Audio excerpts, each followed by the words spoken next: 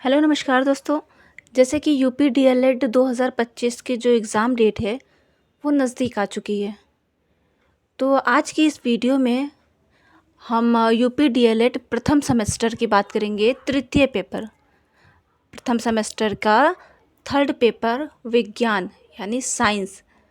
तो साइंस के 2016 से लेके 2024 तक अभी तक जितने भी पेपर हुए हैं 2016 से 2024 तक, उन सभी पेपर का जो भी बहुविकल्पीय प्रश्न है आज की वीडियो में आपको वही देखने को मिलेगा।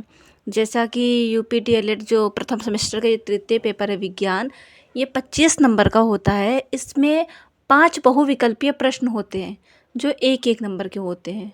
तो 5 बहुविकल्पीय प्रश्न होते हैं इसमें। तो ये 5 प्रश्न 2016, 17, 18, 19, 20, 21, 22, 23 और 24, ये सभी सत्र के बहुविकल्पीय प्रश्न इस वीडियो में आपको देखने को मिलेंगे। तो बहुत ही इम्पॉर्टेंट क्वेश्चन है, तो आप लोग ध्यान से देखिएगा।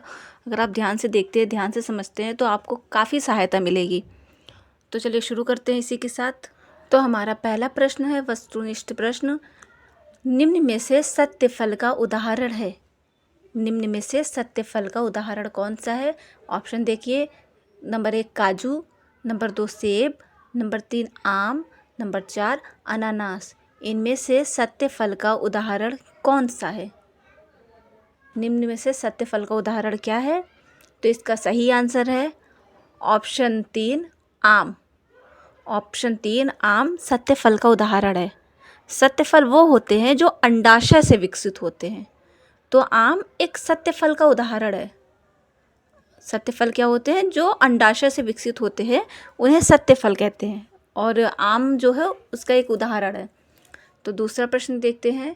दही से मक्खन को पृथक करने की विधि है। दही से मक्खन को पृथक करने की विधि कौन सी है? तो ऑप्शन देखते हैं। ऑप्शन 1 है ऊर्ध्वपातन, नंबर 2 है वाष्पन, नंबर 3 है निस्पंदन और नंबर 4 है अपकेंद्रण। दही से मक्खन को पृथक करने की विधि है, क्या है इसमें से दही से मक्खन को पृथक करने की विधि? ऊर्ध्वपातन, वाष्पन, निष्पाशन, निस्पंदन या अपकेंद्रण। तो इसका सही उत्तर है ऑप्शन 4 अपकेंद्रण। अपकेंद्रण एक प्रक्रिया है जिसमें दही से मक्खन को अलग करने के लिए तीव्र गति से घुमाया जाता है, जिससे भारी कण नीचे बैठ जाते हैं और हल्के कण ऊपर आ जाते हैं। चलो तीसरा प्रश्न देखते हैं। तो तीसरा प्रश्न क्या है? पौधों की कलम लगाना एक प्रकार का जनन है।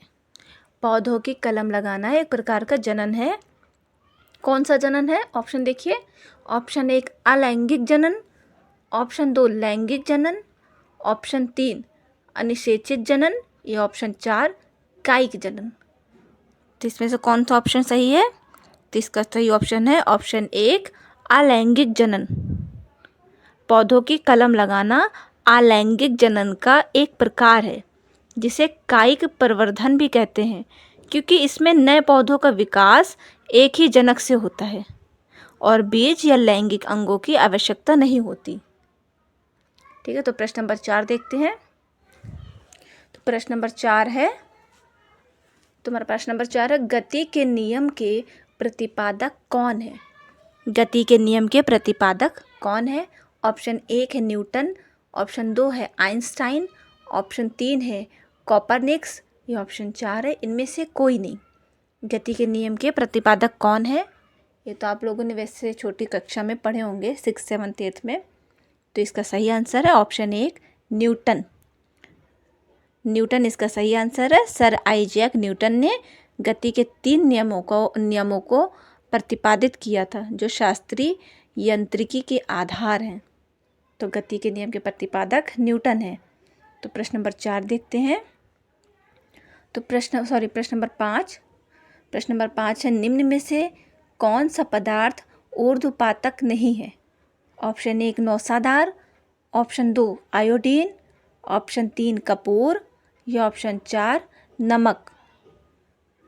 कौन सा पदार्थ ऊर्ध्वपातक नहीं है? नौसादार, आयोडीन, कपूर या नमक? तो इसका सही आंसर क्या है? इसका सही आंसर है ऑप्शन 4 नमक। ऊर्ध्वपातन वो प्रक्रिया है जिसमें कोई पदार्थ ठोस अवस्था से सीधे गैसीय अवस्था में बदल जाता है।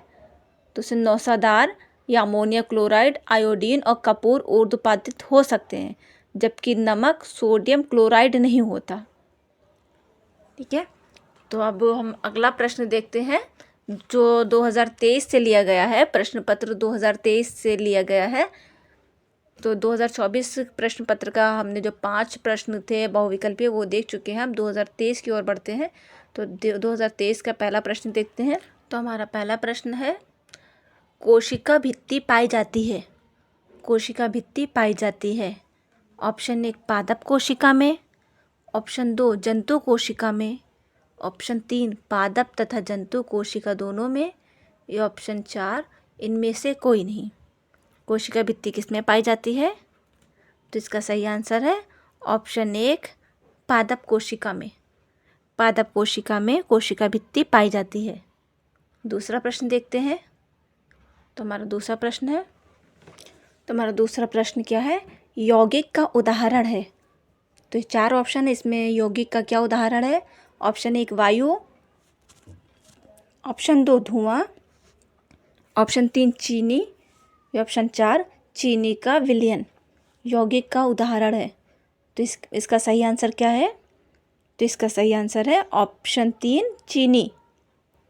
यौगिक का उदाहरण चीनी है। चीनी यौगिक का उदाहरण है। चलिए इसी के साथ हम अगले प्रश्न की ओर बढ़ते हैं, प्रश्न नंबर 3 की ओर। कायिक प्रवर्धन संभव है। कायिक प्रवर्धन संभव है ऑप्शन 1 जड़ द्वारा, ऑप्शन 2 तना द्वारा, ऑप्शन 3 पत्ती द्वारा, ऑप्शन 4 इनमें से इन सभी के द्वारा। कायिक प्रवर्धन संभव है किसके द्वारा? तो इसका सही आंसर है ऑप्शन 4 इन सभी के द्वारा। इन सभी के द्वारा कायिक प्रवर्धन संभव है। जड़ द्वारा, तना द्वारा, पत्ती द्वारा, इन तीनों के द्वारा। ठीक है, अगले प्रश्न की ओर बढ़ते हैं। बल का मात्रक है। प्रश्न नंबर 4 बल का मात्रक है option 1 Newton, option 2 second, option 3 kilogram, option 4 इनमें से कोई नहीं। तो बल का मात्रक क्या है? तो इसका सही आंसर है ऑप्शन 1 न्यूटन। न्यूटन बल का मात्रक है। तो आगे बढ़ते हैं प्रश्न नंबर 5 की ओर। तो हमारा 5वां प्रश्न है, निम्नलिखित में संयुक्त पत्ती छाटिए। निम्नलिखित में संयुक्त पत्ती छाटिए। तो इसका आंसर देखिए, ऑप्शन देखिए। ऑप्शन 1 आम की पत्ती, ऑप्शन 2 अमरूद की पत्ती, ऑप्शन 3 नींबू की पत्ती, या ऑप्शन 4 इनमें से कोई नहीं। संयुक्त पत्ती इसमें से कौन सी है? तो इसका सही आंसर है ऑप्शन सी नींबू की पत्ती। संयुक्त पत्ती कौन सी है? नींबू की पत्ती। तो इसका सही आंसर है ऑप्शन नंबर 3 नींबू की पत्ती। तो इसी के साथ हम आगे बढ़ते हुए 2020 का प्रश्न पत्र देख रहे हैं। ये 2020 का प्रश्न पत्र है। तो इसमें जितने भी बहुविकल्पीय प्रश्न आए थे 2020 में UPDLED प्रथम सेमेस्टर के तृतीय पेपर में, तो ये वही प्रश्न है, कुछ अलग नहीं है, बिल्कुल वही सेम है। तो चलिए देखिए, प्रश्न नंबर 1 क्या है? घर्षण बल निर्भर करता है। घर्षण बल निर्भर करता है ऑप्शन 1 सतह की प्रकृति पर, ऑप्शन 2 क्षेत्रफल पर, ऑप्शन 3 आयतन पर, या ऑप्शन 4 उपयुक्त सभी पर। घर्षण बल किस पर निर्भर करता है? तो 4 ऑप्शन में से एक ऑप्शन सही है। तो वो ऑप्शन कौन सा है? घर्षण बल सतह की प्रकृति पर निर्भर करता है। ऑप्शन 1 सतह की प्रकृति इसका सही आंसर है। दूसरा प्रश्न देखिए, SI पद्धति में वाल का मात्रक है। SI पद्धति में बल का मात्रक है, कौन सा मात्रक है? तो ऑप्शन देखिए। Option 1 newton metre, option 2 metre second, option 3 kilogram metre second, option 4 joule second. तो इसका सही आंसर कौन सा है? इसका सही आंसर है ऑप्शन 1 न्यूटन मीटर। SI पद्धति में वाल का मात्रक है न्यूटन मीटर। चलिए प्रश्न नंबर 3, बर्तन बनाने वाले कुम्हार के चाक की गति है। ऑप्शन 1 दोलन गति, ऑप्शन 2 सरल रेखीय गति, ऑप्शन 3 घूर्णन गति या ऑप्शन 4 वृत्तीय गति। तो इसका सही आंसर क्या है? तो इसका सही आंसर है ऑप्शन 2, ऑप्शन 3 घूर्णन गति। बर्तन बनाने वाले कुम्हार के चाक की गति घूर्णन गति है, क्योंकि गोल गोल घूमता है। प्रश्न नंबर 4 देखते हैं। नर तथा मादा युग्मक के युग्मन संयोग की क्रिया को कहते हैं। नर तथा मादा युग्मक के युग्मन संयोग की क्रिया को क्या कहते हैं? ऑप्शन 1 परागण, ऑप्शन 2 निषेचन, ऑप्शन 3 जनन या ऑप्शन 4 बीज निर्माण। कौन सा आंसर सही है इसमें? तो इसका सही आंसर है ऑप्शन 2 निषेचन। नर तथा मादा युग्मक के युग्मन संयोग की क्रिया को निषेचन कहते हैं। प्रश्न नंबर 5। तो प्रश्न नंबर 5 है, निम्नलिखित में से कौन सजीव है? ऑप्शन 1 मोटर, ऑप्शन 2 रेलगाड़ी, ऑप्शन 3 केचुआ, ऑप्शन 4 साइकिल। बहुत ही आसान प्रश्न है, उत्तर तो मालूम होगा। तो इसका सही आंसर क्या है? ऑप्शन 3 केचुआ। केचुआ सजीव है, बाकी सब निर्जीव है। 2019 का प्रश्न पत्र देखते हैं। तो 2019 का प्रश्न पत्र का पहला प्रश्न क्या है? तो पहला प्रश्न है, फल का पेड़ से गिरना उदाहरण है। फल का पेड़ से गिरना उदाहरण है, कौन सा उदाहरण है? ऑप्शन 1 चुंबकीय बल, ऑप्शन 2 घर्षण बल, ऑप्शन 3 गुरुत्व बल, ऑप्शन 4 पेशीय बल। तो सही आंसर क्या है? ऑप्शन 3 गुरुत्व बल। फल का पेड़ से नीचे गिरना गुरुत्व बल है। अब दूसरा प्रश्न देखते हैं। बालू और लोहे के छीलन को पृथक किया जाता है। बालू और लोहे के छीलन को कैसे पृथक किया जाता है, अलग कैसे किया जाता है? बीन कर, चुंबकीय पृथक्करण द्वारा, फटक कर या चाल कर। तो इसका सही आंसर है ऑप्शन 2 चुंबकीय पृथक्करण द्वारा। बालू और लोहे का जो छीलन होता है एक साथ है, तो चुंबक लगा के हम चुंबक से अगर अलग करेंगे तो सारे जितने भी लोहे के टुकड़े हैं वो चुंबक में चिपक जाएंगे। बालू अलग हो जाएगा, लोहे का जो छीलन होगा वो अलग हो जाएगा। प्रश्न नंबर 3 क्या है? पत्ती द्वारा जनन होता है। पत्ती द्वारा जनन होता है ऑप्शन 1 अजूबा में, ऑप्शन 2 बबूल में, ऑप्शन 3 केला में या ऑप्शन 4 आम में। तो इसका सही आंसर है ऑप्शन 1 अजूबा में। पत्ती द्वारा जनन होता है अजूबा में। प्रश्न नंबर 4 देखते हैं। प्रश्न नंबर 4 है, उभयचर जंतु है। उभयचर जंतु है, कौन सा जंतु है उभयचर? 4 ऑप्शन है। ऑप्शन 1 मेढक, ऑप्शन 2 मछली, ऑप्शन 3 चिड़िया, ऑप्शन 4 कुत्ता। उभयचर जंतु कौन सा है? सही आंसर क्या है? सही आंसर है ऑप्शन 1 मेढक। मेढक एक उभयचर जंतु है। प्रश्न नंबर 5, द्रव्यमान का मानक मात्रक क्या है? द्रव्यमान का मानक मात्रक क्या है? Option 1 quintal, option 2 kilogram, option 3 ग्राम या ऑप्शन 4 न्यूटन।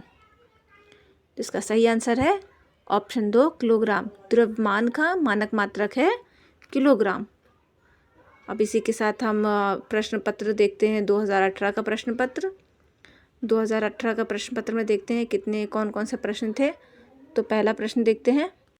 पहला प्रश्न है, दही को मथनी द्वारा तीव्र गति से मथने से प्राप्त मक्खन को प्राप्त करने की विधि का नाम है।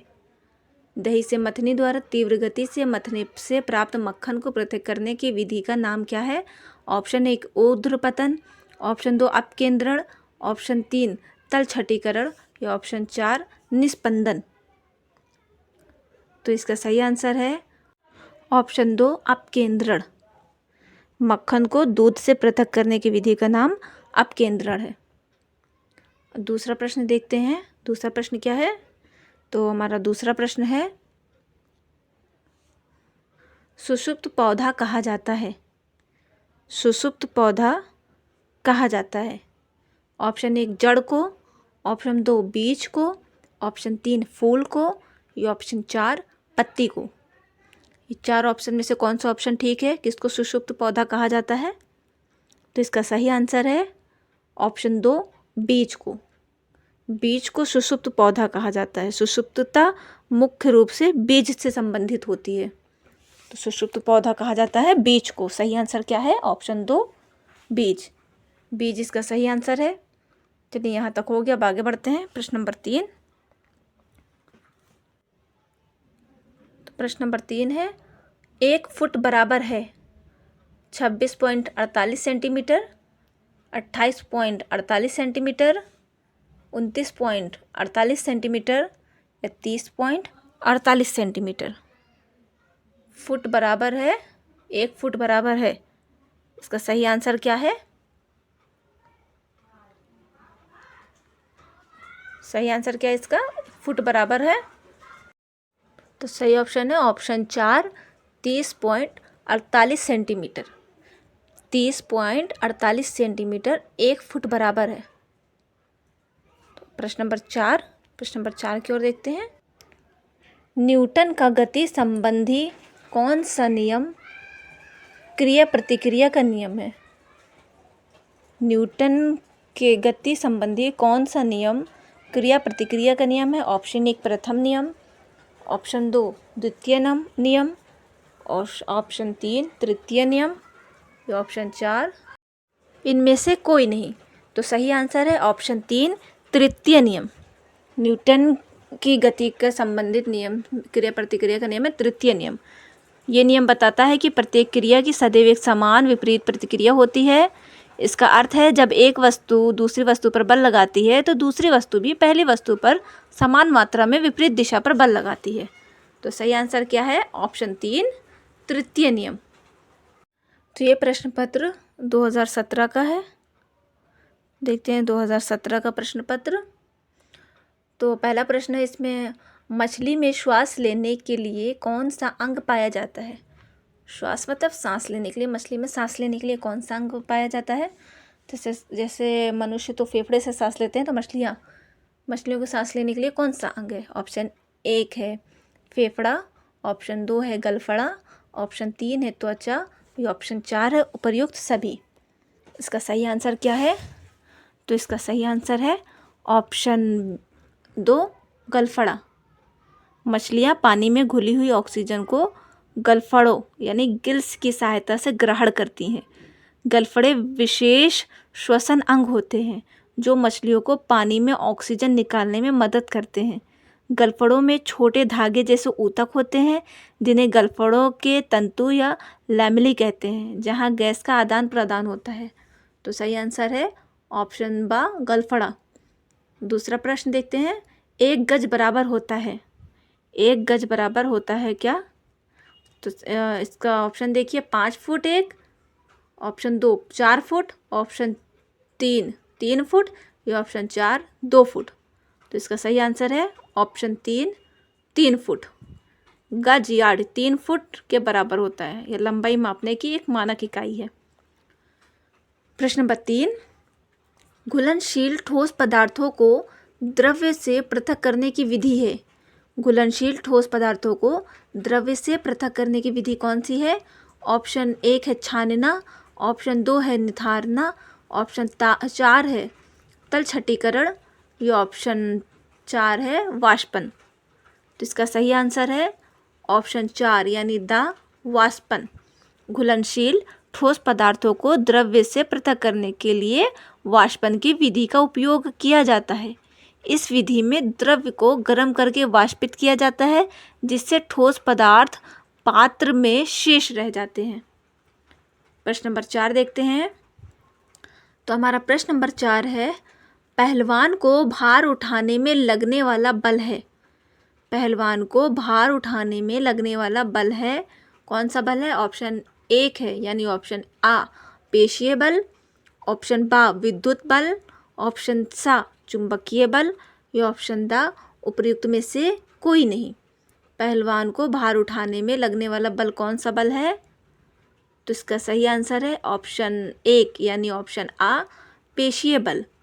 पहलवान द्वारा भार उठाने में पेशीय बल यानी कि मांसपेशियों का बल, मतलब मांसपेशियों का बल, पेशीय बल का उपयोग होता है। ये बल शरीर की मांसपेशियों द्वारा उत्पन्न होता है।